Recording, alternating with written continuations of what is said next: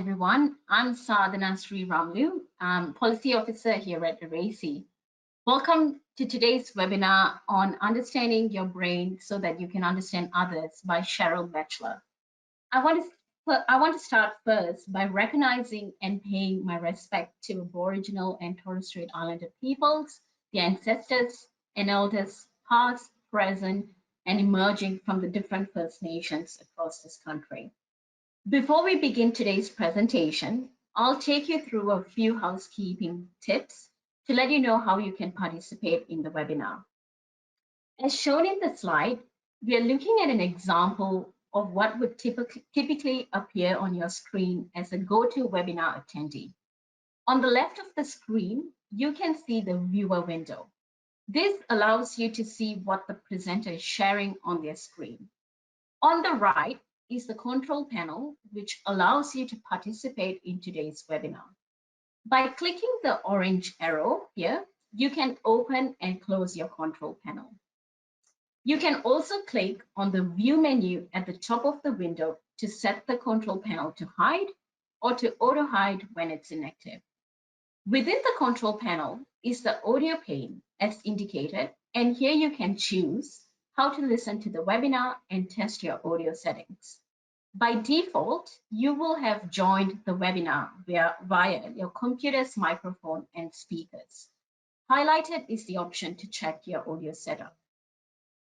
If you prefer, you can listen to the webinar via telephone by selecting Use Telephone, and the dial-in information you will appear, including an audio pin. If during the webinar you are experiencing audio issues with your speaker or headset, please use this option. Another pane available to you is the questions pane. Throughout the webinar, the audience will be muted. However, you can ask the presenters questions at any time by typing them in this field and clicking send. You can also raise your hand for help. Today's webinar will be about an hour, and the end of the presentation will have a Q&A session to answer as many written questions as we have time for. If you have any technical difficulties, please send your written questions to staff via the questions pane, and we will respond as soon as possible. We will be recording today's presentation, and it will be available on the Eracy's website soon. Once again, thank you everyone for joining, and I'm very pleased to introduce Sheryl Batchelor, the founder and director of Yiliyapinya Indigenous Corporation, who is a genuine trailblazer in developing innovative ways to use neuroplasticity to help people improve their cognitive skills such as memory, processing speed, and attention, as well as their social skills. These are the very skills we all need to have success in school, work, and in life. Sheryl believes that brain health is as important as what we think as physical health throughout life. We need strong hearts, but as importantly, we need strong brains. Sheryl also believes that to help others develop and maintain healthy brains, we need to understand our own brains and the gene or environment interactions that influence them. In this webinar, Sheryl will talk about the importance of understanding and improving your own brain health and why this is crucial for supporting vulnerable children specifically and young people. Examples of integration and implementation of brain health, healing, and fitness programs for professionals who work with children, adolescents, and adults will be discussed along with Indigenous community-led initiatives such as the Deadly Brains program and the Deadly Brains Playgroup. Sheryl has applied neuroscience insights with kids, young people, adults, and the elderly to strengthen their brain-based capabilities. And today, she's going to describe how she does this. Over to you now, Sheryl. Thank you. Thank you. Okay, let's get started. So thank you everyone for signing up to listen to this today. And I'd like to just reaffirm that this is about understanding your brain so that you can understand others. And I set up Yearly Opinion a couple of years ago, and Yearly Opinion means brain for my moba kalamala. And it's very important to me to go back to the healing part of our Indigenous ways, to heal our brain from past trauma and to actually strengthen it and move forward. And we have a lot of resilience in that area. So first of all, I would also like to do an acknowledgement. So I'd like to acknowledge the traditional owners on this land on which this presentation is taking place today, and I'm here in Brisbane. And I'd also like to acknowledge the land on which you are, wherever you are across Australia today. And I pay my deep respect to elders past, present and future, and also like to acknowledge any elders that are in the room today. Okay, did you wake up like this morning? With your hair perfect, maybe a little bit of lipstick on, maybe not, nice silky pajamas? Or did you wake up like this, thinking, oh my goodness, it's going to be one of those days. I've got to go to work and I bet you that person's there today. I've got to do this, this and this and this, and oh goodness, the baby's just woken up, I've hardly had any sleep. Do you turn over and look at your phone and look at how many Facebook's likes you got, Instagram, or how many emails you got to deal with, all before you get out of bed? Because the first thing in the morning matters. We have over 70,000 thoughts a day, and the brain contains billions, millions of parallel processes, and it will find the evidence it needs to support whatever you're telling yourself. So the moment you open your eyes, do you have a mindset of it's going to be a great day? Because if it is, then the brain's going to look for evidence of that. But if your brain's going, it's going to be one of those days, then it will find every bit of evidence it can to support what you're thinking. So with that in mind, do you know what happens in your body when you're stressed? So just have a think about that. What happens in my brain? What happens in my body when it's stressed? And basically, what happens is that our emotional state and our survival state kick in big time. So just looking at this brain picture, it's a very, very basic picture. There's lots of elements underneath this. But the blue part is our emotional state. It's our limbic system. That's where most of where our amygdala, hippocampus, striatum, all those really important areas of emotion are there, except empathy, which is located up in our motor cortex. And the brainstem, this regulates our heart, our blood pressure, our breathing. Those two areas of our brain get very, very upset, hyperactive or underactive when we're stressed. And when that happens, information to the top part of our brain, our prefrontal cortex, which is where we make good decisions, where we can plan things, where we can problem solve, just doesn't kick in. So one of the things that I've learned is that when I understand my brain and I help others understand their brains, there's a bit of awakening about, oh, is this what's going on for me? So then when that happens, you get a better idea of what's going on for others. So some key areas that I explicitly teach children, youth, and mums and dads and our workforce is these areas. The prefrontal cortex, as I mentioned, that's where most of our executive function is, not all of it, but most of it is in a decision making. That's where we can sort of like say no to ourselves. The amygdala and the hippocampus and thalamus are located in our limbic system. And the amygdala is like the security guard. That's where our fight-flight response is. And it sort of like decides whether the information coming in through the thalamus and through the RAS system of our brain is safe or not. And the hippocampus is where most of our memory is stored. All of our memory is not stored there, but it's mostly stored there. The hippocampus is also where new neurons in our brain are created every single day. So if you think about the prefrontal cortex, let's just unwrap that a little bit more. And I imagine it to look like a tree. So the cognitive skills that are important in that prefrontal cortex to help us make good decisions are things like attention, self-regulation, memory, processing speed, all of that. Think of that like the roots of the tree. And they need to be strong, thick, and healthy. Because if the roots of the tree are not strong, then the top part, meaning the trunk and the branches and the leaves, which is our life, such as learning, social skills, keeping a job, sustaining a job, they just fall over. They just get weak and they die. In other words, we give up. So we need to make sure that we're keeping that bottom part of our brain, which is our top part of our brain in one sense, really healthy, thick and strong, and we'll talk about that. So some of you may have heard about executive functions, and that's located in our prefrontal cortex. And it looks at 3 key areas. However, the prefrontal cortex in regards to learning and memory and things like that is much more than just executive function, but we'll just have a look at this.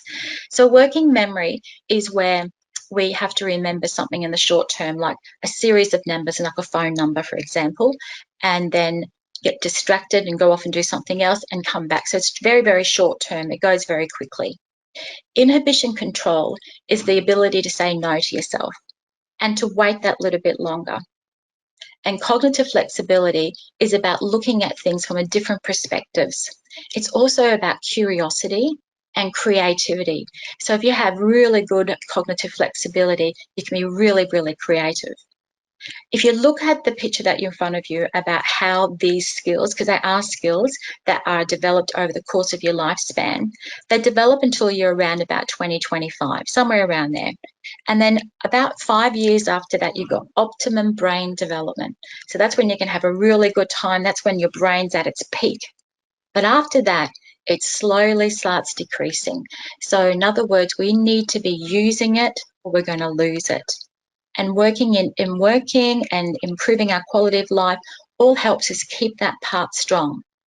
But at any time, at any of us in our lifespan, get experienced to prolonged toxic stress or something happens to us like an illness or something, it changes that trajectory. So these executive functions are important for all of our life outcomes. They're important in regards to mental health, and we know that executive functions are impaired in a number of mental health disorders. Not always, but they are mostly affected in addictions, ADHD, particularly working memory with ADHD, conduct disorders, that's self-regulation, depression, OCD, schizophrenia, bipolar. There's lots of research showing that these skills, executive function skills, are compromised. But they can, that's the power of neuroplasticity, is that we can improve those cognitive skills, which I'm going to talk about. Physical health, these skills are important to being able to say no to yourself with under-eating or overeating, substance abuse, and poor treatment adherence. In other words, if we think of kids at schools, so they can learn things at schools, but can they actually apply what they've learned? So if you've been given a weight loss plan or you've been told to do something, can you actually apply it? And applying it, you need these really strong executive function skills. School readiness. Executive functions are more important for school readiness than IQ. But unfortunately, we don't test it. And I know when I say testing, and I'm a school teacher and lots of experience teaching in schools for over 28 years, but this is really important. This is like the roots of the tree. If we don't test these skills, then we're going to find that children struggle. School success. Executive functions predict maths and reading competence throughout the school years, but unfortunately, we don't test it. Job success. Poor executive functions leads to poor productivity and difficulty finding and keeping a job. So we can help our most vulnerable teenagers find jobs, but will they be able to keep them? Marital harmony. A partner with poor executive functions can be more difficult to get along with, less dependable, and more likely to be impulsive. And public safety. Poor executive functions lead to social problems, including crime, reckless behaviour, violence, and emotional outbursts. So there's lots of research around how those particular skills are impacted in our quality of life. Did you know that we're not born a blank slate? That nurture and nature conversation is pretty much rebuked now, because we know that all of us are affected by intergenerational trauma. Every one of us, through the passing of DNA and genetics, have had the trauma of whatever our generations have had before, and it's passed down to us. And then if you think of any bad news that happens, add on COVID at the moment, any stress, because life can be stressful, but we want to change that mindset, then the minor inconvenience, whatever that may be, can send us overboard. And then we have people around us say things like this: I think you're overreacting. I'm sure you can see yourselves in both of these situations, where you've been so stressed sometimes that just one little thing sets you off and you become very shameful and really embarrassed by it, and the shame just builds up over time. And the other time you're just going, what's that person getting upset about? Doesn't make sense. Some of you may have heard of the adverse childhood experience study. So I want to talk about this for a little bit because it adds on to what we're talking about with intergenerational trauma in regards to how brains are wired. So this study was a weight loss study. It was in America and it looked at 17,000 participants in 1995 to 1997. And what it found is that 1 in 5 people had an ACE score above 3.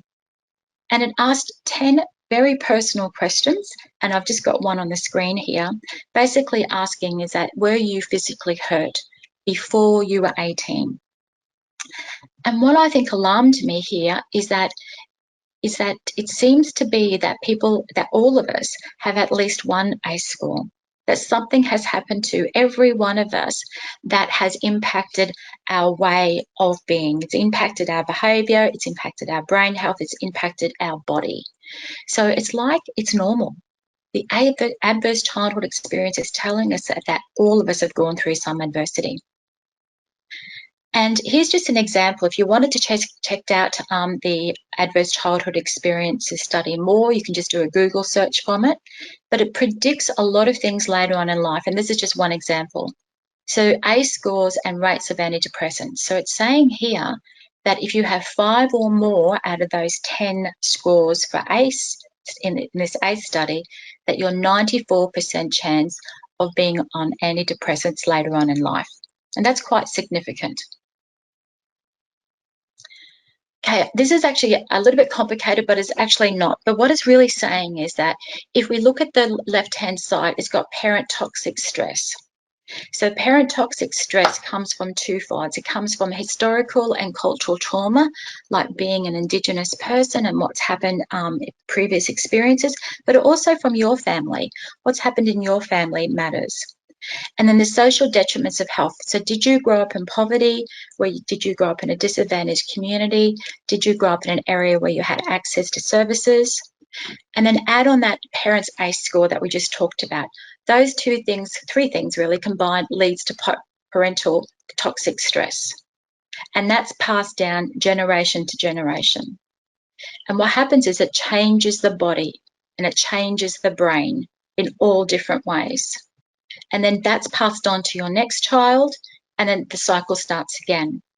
But through the power of neuroplasticity, we can turn around at any stage and say, no, enough's enough, I'm going to rewire my brain. This is a functional MRI scan of 2 brains. On the left, you see a negative brain scan, and on the right is a positive scan. Now, the reason why they're negative and positive is because it's looking at blood flow. If you look at the dark blue, the scale in the middle, you can see that there's a spectrum between blue and all the way up to pink. On the left-hand side, you can see the very, very middle, it's red and a little bit of pink. That's the limbic system. On the right-hand side, you can see that that person's limbic system is also a bit red. So we've got 2 stressed people here whose limbic system's going a bit nuts. But look at the prefrontal cortex. Go up to the top and you can see that on the left-hand side, there's no red and pink. In other words, there's not much blood flow to that top part of the brain. Whereas the right-hand side, there's lots of blood flow. It's pink, it's red, it means there's blood there. That means the person on the right can say no to themselves. They can turn around and say, okay, I'm going to problem solve this. I can use my working memory. I'm going to see things from different perspectives. Whereas the person on the right neurologically cannot do that. So we're asking the person on the right sometimes, I want you to stop doing this. I want you to learn this. We're setting the bar up sometimes with those people that have brain scans like that so high that it's unreasonable to expect them to be able to do it until we improve their brain health. In other words, getting more blood flow and more connections to the top part of the brain. Now, any one of us can move from the left side to the right side, back to the left at any time in our life. Every one of us. In fact, every one of us is somewhere between the negative brain and the positive brain. And it works on a pendulum. We're up and down that sometimes during the day and in our life. But what we want to do to make sure that we stay strong and healthy is making sure we have blood flow to that top part of the brain. Now, how do we do that? How do we go from surviving to thriving? There's 4 key areas that I've learned. And as I said, I've been a teacher and I've really got very frustrated with not being able to help kids until I understood this. And I'll share some of those things with you as we go along. So understanding your brain so you can understand others is the most important thing. We need to understand our behaviour, and our behaviour comes from understanding our own brain. We need to teach others about their brain and this wonderful power of neuroplasticity. We need to co-regulate and teach how to change the brain stem and the limbic reactivity and underactivity, and strengthen this prefrontal cortex, strengthen those roots of the tree, the cognitive skills that are so important for us to have a healthy quality of life as we age. So the first thing we need to do is I'm going to ask you to do this little working memory test.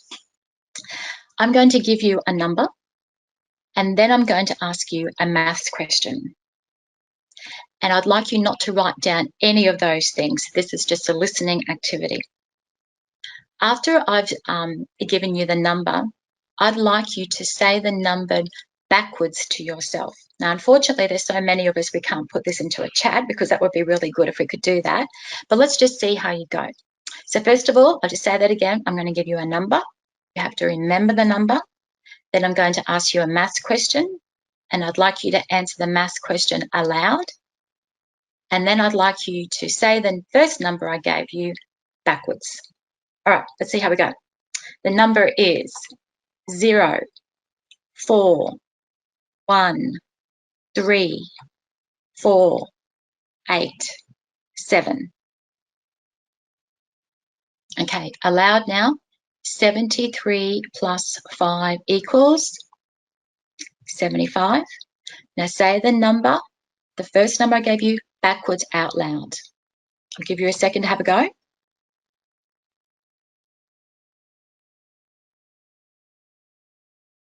Okay, let's do it together. 0, 4, 1, 3, 4, 8, 7. How did you go? That's what working memory is about. It's being able to hold something in there, do that little maths question, and then manipulate that data in a very short amount of time. Now, I gave you a long number then, that was 7. But we expect kids to do that, and we expect adults to do that. And some of us, when we're stressed, our working memory just freezes. So just think about yourself just then. Did your working memory freeze? Did you just say to yourself, oh, I'm just not going to do this. This is just too hard. Did anyone say, I'm just going to run to the bathroom, like do a bit of a runner? Did anyone get really angry and go, I didn't come along to do this webinar to do a test? So thinking about how you reacted then. Do some people react as soon as you say test, they just go, oh, into brain freeze. So that means that you went straight to that middle part of the brain, and the cognition part of your brain just sort of like went into a freeze. Let's move on from working memory and have a look at what's called brain health screening. So when I'm talking about looking at your brain health, this is what I'm talking about, is looking at, and this is one brain health screener that's peer-reviewed. There's lots of them. There's about 6 or 7 of them. That's really good to have a look at brain health screening, and it's just a screener. It's not a full cognitive assessment. It's a moment in time that gives you a snapshot. And the way I see this is like getting on the scales and saying, what do I weigh today? Oh, okay, I need to do something. So off I go and look at my eating, and off I go and do some exercising, and I'm checking in on myself along the way. Where do we get an opportunity to check in on our cognition? Because this matters. It matters for our quality of life across the lifespan, and more importantly, if you are in the helping profession, how you work with others. So let's look at these skills here. So things like working memory, processing speed, sustained attention, recall memory, executive function, they all matter. But look down further, identifying emotions, emotional bias, we can measure all that. Now, have a look at motor coordination. This is another area that some really good research is coming out about, and it's linking to helping us calm the middle part of the brain as well as the brain stem, is that when we're using the iPad and the computers, especially the iPads and our phones, this finger is getting super duper strong. Our motor skills and our fine major motor skills and our fine motor skills are so important, especially as we age, and certainly as they help us regulate our emotions, because they are up the top part of our brain. So they're really, really important to keep strong, but unfortunately we're not doing enough of that. I'll come back and talk more about that as we go along. Brain health screening, we can also do brain health screening for littlies. You may have heard about the Marshmallow test. So this is looking at self-regulation. So can a child sit there and delay gratification? So in other words, they're given them one marshmallow and they said, if you wait 15 minutes, I'll give you another one. So can a child sit there and say no to themselves? So I ask you the same thing. Can you say no to yourself? Talk a little bit more about that. But in regards to this brain health screening, we're doing this in schools and we're doing this in our playgroups. So we have a Deadly Brain Playgroup set up where we're running brain health screening for our young people and to see how their self-regulation is, and then do an intervention. That's usually based on computer and non-computer based activities. It's really important we do both, not just computer-based activities. And then also for the parents, we're also doing this as well. But more importantly, before we even work with the kids and the parents, the workforce need to do this. So we've got non-teaching staff in schools, we've got child protection staff, youth justice staff, Queensland Police. We've got all different people doing brain health screening, because this matters. If we don't get our own brain health under order, it will impact the way that we help others and have relationships with others. This is some brain health screening that we've done in a school for years 3 to 6. We did this a couple of years ago. And you can see very clearly here that in year 3, there was 166 kids. 50% of them had low working memory. So in other words, they could remember this: Sheryl, I want you. That's it. After that, they've lost it. They're going to get distracted by what's going on in the classroom. Overall, out of 600 kids, 44.5%. Now, this correlated very much to their academic performance and their behaviour. But we're not looking at this in the classroom. What we're doing is we're just giving them more of the same. More of the same is not going to necessarily improve the roots of the trees. And as I mentioned, we're doing this for adults. And then we're looking at the data of this going, okay, do we have a stressed workforce? Because if we have a stressed workforce, it's going to impact their cognition, and it's going to impact the way that they deal with children and get along with others in the workplace. So the teaching others about the brain and the power of neuroplasticity is really important. And there's lots of really good books out there on this. You just do a Google search about how to teach brains and you'll find some fantastic videos and some fantastic resources. So what I want to say is this power of this neuroplasticity, it's just so important to teach kids this and everyone this, is that the brain that you woke up with this morning is not the brain that you're going to go to bed with tonight because of your experiences during the day, whether they were positive or negative. And as you can see here from the slide, we want our brains to look like what's on the right. In other words, lots of connections mean lots of blood flow to the top part of the brain. We also need to help co-regulate and teach how to change the brainstem and limbic reactivity. And we do this for adults because adults need to buffer, reset, and repair the brain's sensitivity and help move people from toxic stress to tolerable stress. But you can't do that if you're in the toxic stress state yourself. Mirror neurons, some of you may have heard about this. It's located in our motor cortex, and that's what I was talking before about. We need to test our motor cortex and find out how it's going. And we need that because empathy is located in our motor cortex. So children mirror parents, carers, and children. Students mirror their teachers. Teachers mirror students. So in other words, if I walk into my classroom and I'm cranky, it's going to set that off with the kids. If I walk on into my classroom unhappy and the kids are cranky, it means that I have to do a lot of work in trying to calm those brains down because they're mirroring different kids in the room. It's not that their brains are going nuts, it's just that there's a mirror system there that we react to, and it's really, really important that we work on our motor cortex to improve our empathy and our motor skills and our mirror movements. So conversations, the way we talk to each other matters, and this is a really good one. So up the top there, you've got the blue for oxytocin producing behaviour. Their oxytocin is one of those really they call it the love drug. It's a feel-good chemical you get from cuddling your partners and being in love with people. And the parts in the red down there you can see is to do with cortisol-producing behaviours. Now let's just have a look at this. And as we're doing this, think about yourself. Are you a person that has concern for others, truthful about what's on your mind? You stimulate discussion and curiosity. You paint a picture of mutual success, and you're open to difficult conversations. Or are you someone that you don't trust others' intentions? You focus on convincing others of your way. Others are not understanding to you. You pretend to be listening, but you're really looking at your phone, thinking about something else. All of those are cortisol behaviours for yourself, and because of our mirror system, they mirror it off to the other people in the room. So the other people will be getting a cortisol release from your behaviour. Have a look at this one, theory of mind. I know what you're thinking about terrible things about me. Well, screw you and your judgments. I'm thinking about pie. This has happened to you sometimes? And it goes back to theory of mind. In other words, your brain just looking at things. So if you go back to that brain health screener we were looking at before, there's a picture in one of the exercises and you have to say whether it's happy, sad, anger, or whatever. And when I ask people to tell me how they come up with the answers, they say, oh, I just looked at their eyes, I just looked at their mouth. And some of the time they were right, some of the time they were wrong. But when we looked at emotional bias, in other words, looking at two different faces, could they, with the same emotion, could they tell the difference? And they couldn't tell the difference a lot of the time.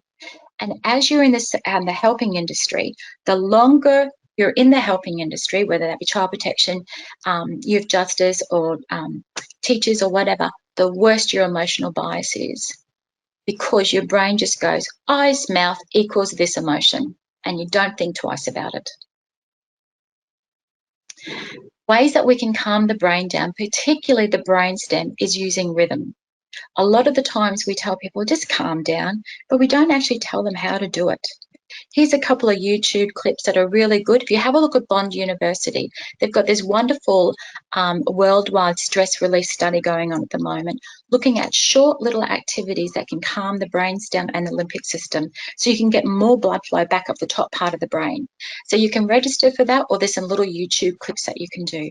Tapping is really great. There's some really good evidence around about tapping, and that's because not only does it the meridian, but it actually uses the motor cortex, because you've got to use your hands and your fingers. And that's another reason why it's really good. So have a look at some of those YouTube clips. Now, can you say no to yourself and follow through? This is one of the most important things you can do for yourself to get more blood flow back up to the brain quickly, is to say no to yourself. And when you follow through with that, it increases your dopamine, increases your serotonin. It feels good. You don't feel any shame. Now, I've just put food there, but it could be something very, very simple as the other day I drove down the Gold Coast. I said to myself before I left, I'm going to get some petrol when I get there. So all the way down there, my brain kept saying, petrol, petrol.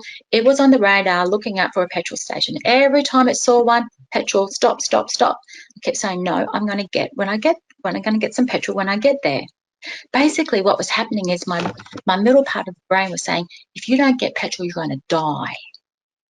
You're going to die. You're going to run out of petrol and someone's going to hit you. You're going to die. Really, we know that that's not the case. That's just that brainstem going a bit nuts. So, the limbic system going a bit nuts. Now, I knew that, and I knew to keep pushing myself through it. So think of some examples of how you can say no to yourself.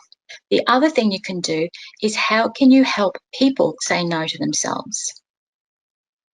A lot of the time, we scaffold the no. In other words, in schools and in other places, we say, no, you can't do this, no, you can't do that. Think of ways you can help people problem solve and know for themselves. And that could be as simple as asking them a question such as what's going well and what would you do differently? So asking questions help them go through that metacognition. They're thinking about thinking. Distractions wire our brain negatively. And we talked about that before, is that when you're trying to do something and you are focused on something else and you're not paying attention, it wires our brains negatively because it increases our cortisol. Multitasking is toxic for the brain. And you thought that you were good at it. There's only about 1% of the human race that can actually do two things at once. What our brain does is it shifts its attention from one task to another and then back again. And how long it goes from one task to another and then comes back depends on your brain speed.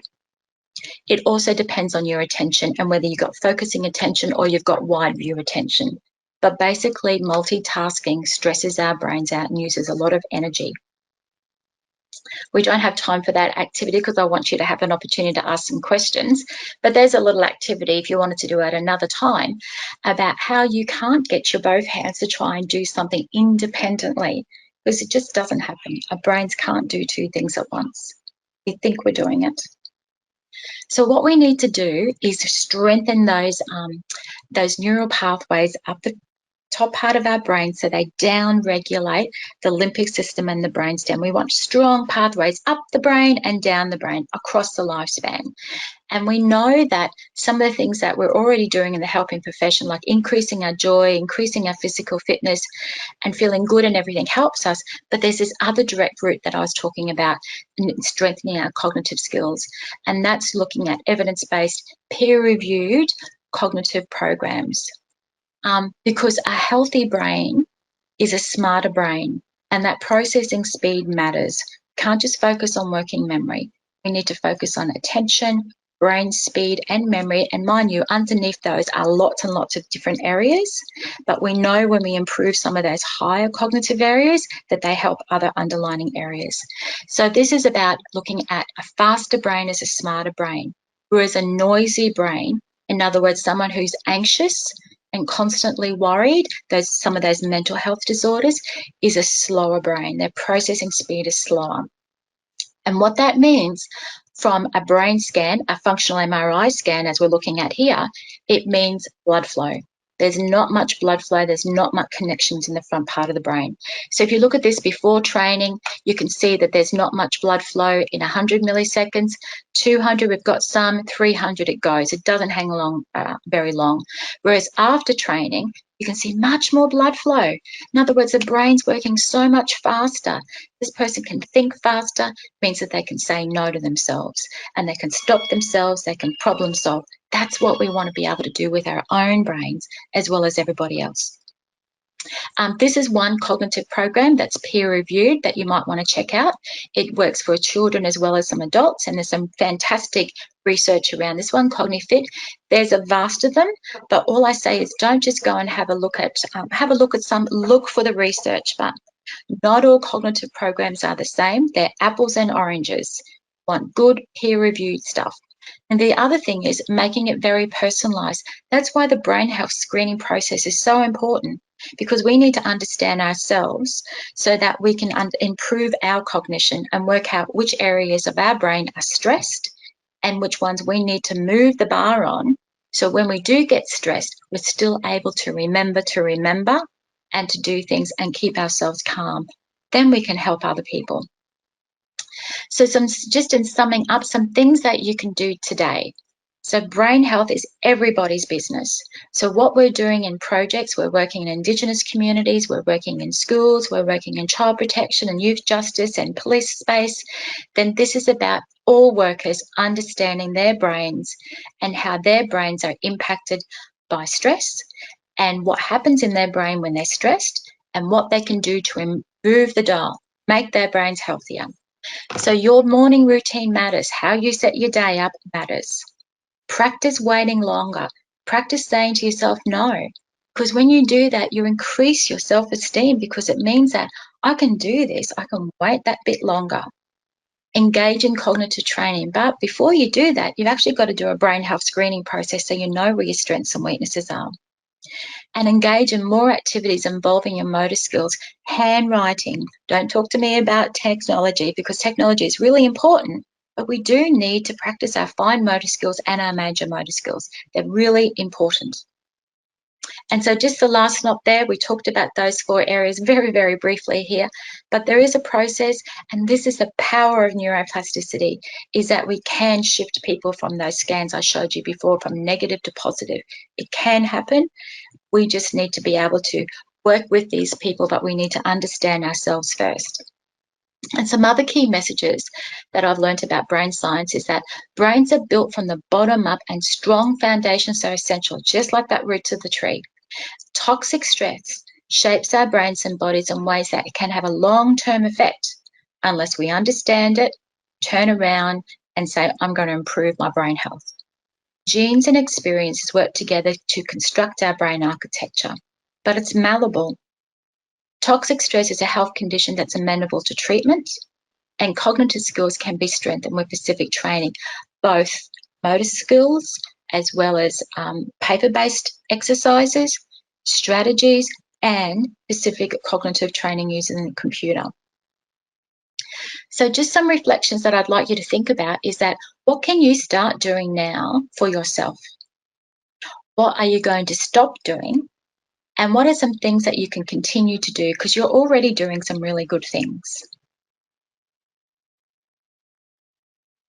Okay, thank you for that. Thank you for listening. I'd like to open it up now to any specific questions if anybody has any. Thank you so much, Sheryl, for the really exciting and interesting presentation. We do have a few questions, but before I actually dive into the questions, we've just got a few comments from attendees asking if this would be available. So just to reiterate, the slides will be made available. You'll be on our on the Eracy website, and it will be going out in our newsletter tomorrow as well. So you can, if you have not already registered and signed up for a newsletter, feel free to, and you will be receiving all the, it's a recorded session, so you should be able to receive the slides on there. So Sheryl, we've got some really interesting questions coming in, and I'm gonna just throw them to you. So the first question we have is from Eric, and the question he's asked is, does playing music in the background help the brain to do mental tasks while you're working? The music, if it depends on the type of music and also how your brain's wired. So, for example, if you've grown up with heavy metal music, then the drumming of that music can help calm your brain. But if you haven't grown up with listening to heavy metal music and you've got heavy metal music playing in the background and your brain's not used to it, then that can actually elevate your heart rate. But there is some really good science out there that there's one particular music that reduces anxiety by 65%, and that's called Weightless. So you can check that out. Just do a Google search for Weightless, and you can listen to the music, because what that music does is that it has rhythm, and we know that rhythm, especially if it's got a certain type of rhythm, correlates with our heart. It's called heart coherence. So when you've got a heart rate and environment that's like this, it calms your brain stem down, and it calms your brain, that amygdala system down. So in answer to Eric's questions, it depends on that brain, what type of music has been used to. Now, in the classroom, we're talking about in a classroom, then it's completely different, because you actually shift in regards to learning. Some kids will shift from listening to the music to the task, and some will be looking at their task but actually be listening to the music. So in some cases, the music actually doesn't calm them down. It actually shifts their attention and escalates them because they're not getting their work done. Thank you, Sheryl. I'm just trying to actually try and bundle up as many questions as I can, because we do have quite a number of questions coming in, which is amazing. And so another question is from Leanne, around, are there any specific programs we can use with very young children and their parents? Yeah, so So what I would say there is that if you're working with children and parents, it has to be too generational. So what we've done is we've set up a Deadly Brains Playgroup for young people. So the Deadly Brains Playgroup works in different ways, but there's one particular group that we've set up, and that is where we can test the kids from 3-year-olds and do an intervention over a 10-week period while doing it in a playgroup. And then we're doing the brain health screeners for the parents and actually improving their brain health as one. So that 2 generational stuff can help with, serve and return, attachment, all those yummy, yummy things, while both of them are improving their cognition. And then the activities that go with that are based on Lego. So we use Lego there as the means of coming together and using those fine motor skills and motor cortex. So now that particular program, you can email me and I can tell you some if you want to. I don't think my email is just cheryl@yilipina.org.au. But we have different playgroups coming up with different things. So feel free to email me. I can tell you a bit more. Thanks, Cheryl. Another question we've got is from Claire around, so Claire works in early childhood, and the question she's got is, are there any sort of good resources that you would suggest for children under the age of 5? Yes, definitely. And that's what we're doing in the playgroup. So feel free to email me, or I don't think we can put up any particular links, but the Harvard Child Development Center at Harvard, if you just look at their website on executive function, they have some beautiful videos there and some resources that you can give to parents to help them that can improve executive functions for little kids. But as I said about play groups, if you want to have a play group that's really focused on cognition, email me. I can tell you some things that I just told you about with the play groups. There's lots we can do in the early childhood space about prevention, but I'm still hearing about people talking about the children. But really, it's about we need to get ourselves brain health working really well, because in a sense, the children are mirroring us and we're also mirroring the children. Yeah, awesome. And Cheryl, the screeners that you mentioned, are they freely available? No, unfortunately, you have to pay for them. They're cheaper than the big psychometric assessments, but the psychometric assessments are really important as well. But if there's something that we can do that's a bit cheaper than a full cognitive assessment, so we can just say, right, this is where that person's at, today. They're not like this is where you're going to be forever. But unfortunately, they do come with a price. And there's a few out there, but as I said, just make sure you look for stuff that's always research-based and peer-reviewed and normed to Australian children and adults. Yeah. Okay. Thanks, Cheryl. And so we've got a couple of questions around stress and altered mental state. So the question we've got is from Carly around, can a certain level of stress or altered mental state be beneficial? A certain amount of healthy stress, would you think that they're talking about? Absolutely. We all know that.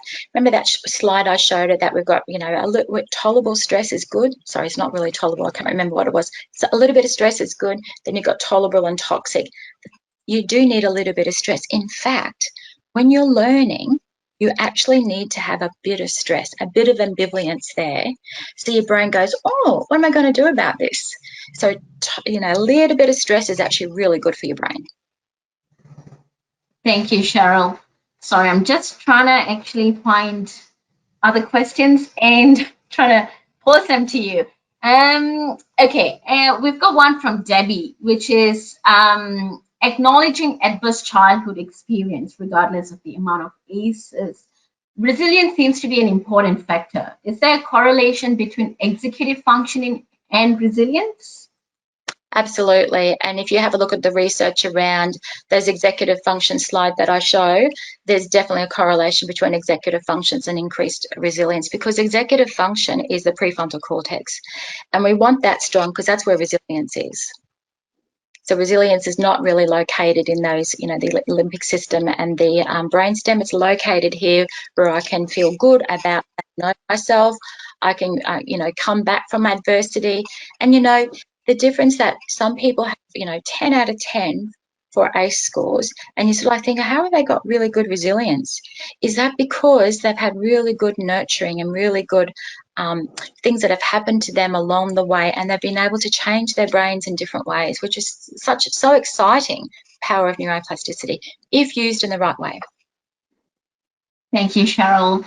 I'm aware of the time. We've just got about 6 to 7 minutes, and we do have quite a number of questions, but I'm just going to be maybe taking one depending on how we go with your response, Sheryl. But if there is more time, I'll take more.